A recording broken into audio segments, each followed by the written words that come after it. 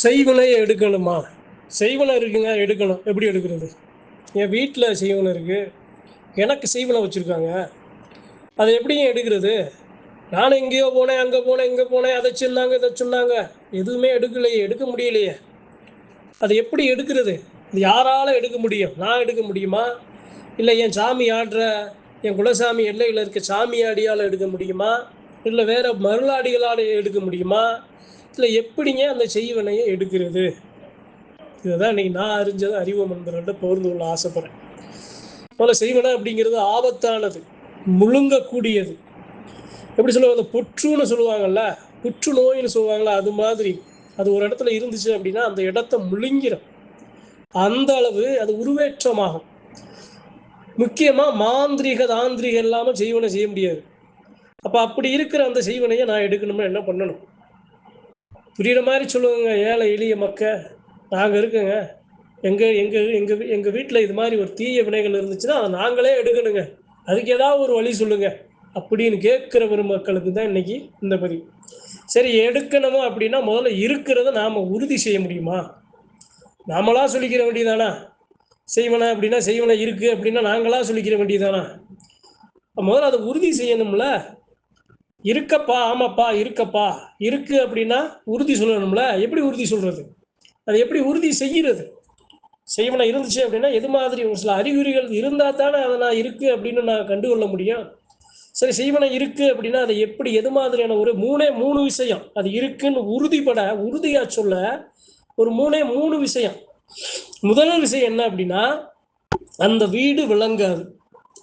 அந்த நபர், பாதிக்கப்பட்ட நபர், அவரால் எந்த ஒரு காரியத்தையும் செய்யவே முடியாது. ஏதோ ஒரு தனி உலகத்தில் இருக்கிற மாதிரி இருப்பார். சொல்ற நல்லது கெட்டது எதுவுமே புரியாது. இன்னொன்று என்ன அப்படின்னா, அந்த இடத்துல எப்படி நிறைய அசுத்தமான விஷயங்களும், நிறைய சபன தடைகளும், நிறைய பலிகளும், அதே சமயம் தெய்வம் அந்த இடத்துல உணர முடியாம வணங்க முடியாத ஒரு சூழ்நிலை அந்த இடத்துல. இது மூணு இருக்கா? நிறைய பலி இருக்கா? நிறைய மனமாற்றம், தடுமாற்றம் இருக்கா?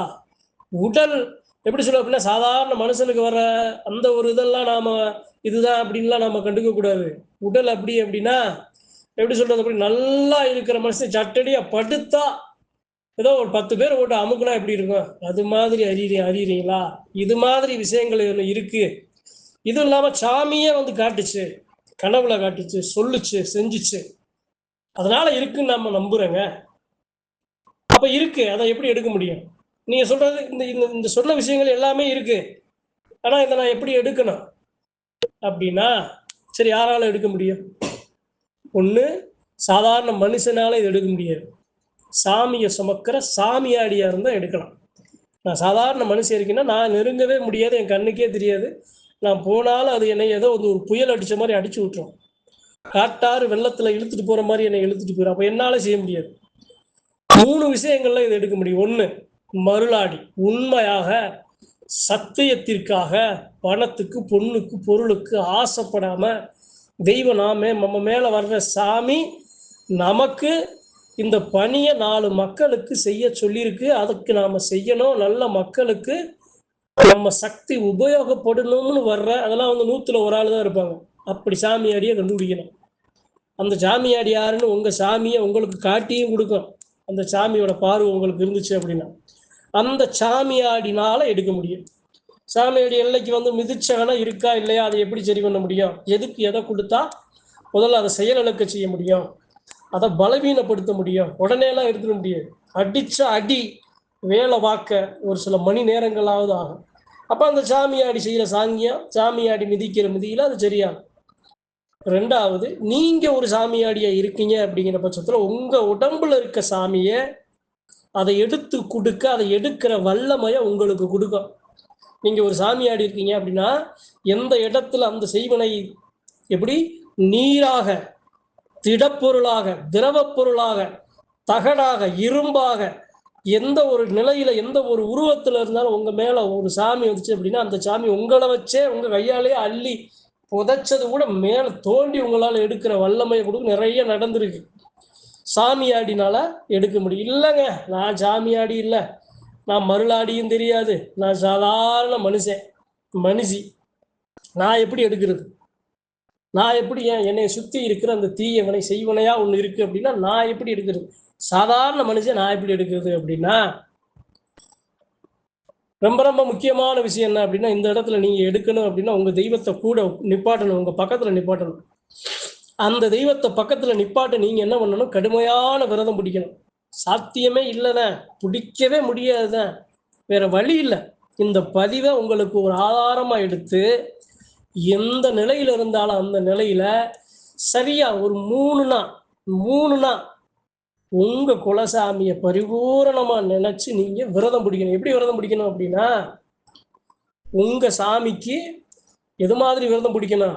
அனுதினமும் அனுதினமும் பச்சரிசி மா விளக்குல அந்த தெய்வத்துக்கு விளக்கு போட்டு, வீட்டு வாசல்ல ஒரு எலுமிச்சங்கனியை 2 அறுத்து, ஒரு திஷ்டி பூசணிய கன்னி மூலையில ஈசானி மூலையில வச்சு, ஒவ்வொரு நாளும் உங்களுடைய குலதெய்வத்தை உங்க நாவல நீங்க உச்சரிச்சு 3 நாள இப்படி பச்சை அரிசி விளக்கு, எலுமிச்சங்கனி வெளிய, பூசணி எடி வெள்ளை பூசணி, திஷ்டி பூசணின்னு சொல்லுவாங்கல்ல, கன்னி மூலையில ஒண்ணு ஈசானி மூலையில வச்சு 3 நாள் அனுதினமும் எலுமிச்சம் மாத்தணும், அனுதினமும் திஷ்டி பூசணி மாத்தணும், அனுதினமும் பச்சரிசி மா விளக்கு போடணும், அனுதினமும் தெய்வத்தோட பெயரை 101 தடவை குறைஞ்சபட்சம் உங்க நாவல நீங்க உச்சரிக்கணும்.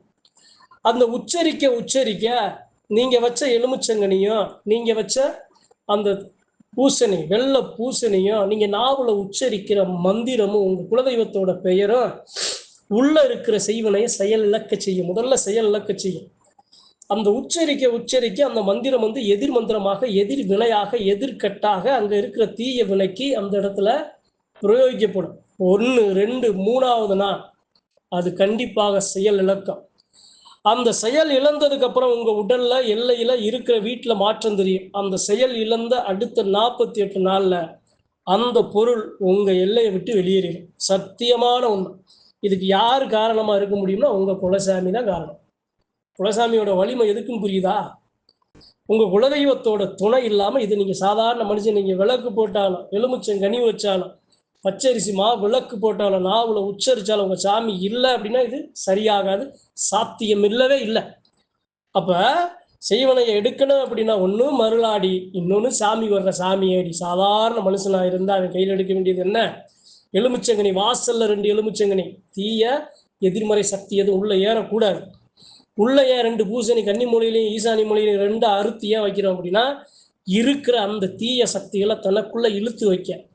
உங்க சாமியோட பெயரை நாவல 101 தடவை நீங்க ஏன் சத்தமா உச்சரிக்கணும் அப்படின்னா, அந்த எதிர் மந்திரத்துக்கு எதிர் மந்திரம் கொடுத்து உள்ள இருக்கிற அதனுடைய அந்த செய்வினையை செயல் இழக்க செய்ய, அந்த தாந்திரிகத்தை எதிர் மந்திரம் விட்டு அதை பேச விடாமல், வளர விடாமல், அந்த புற்றை புடுங்கி வெளியே எரிய. இது 3 செய்றீங்க அப்படின்னா உங்களால செய்வனை எடுக்க முடியும். சத்தியமான உண்மை. நன்றி, வணக்கம். மற்றும் ஒரு பதிவில் சந்திப்போம்.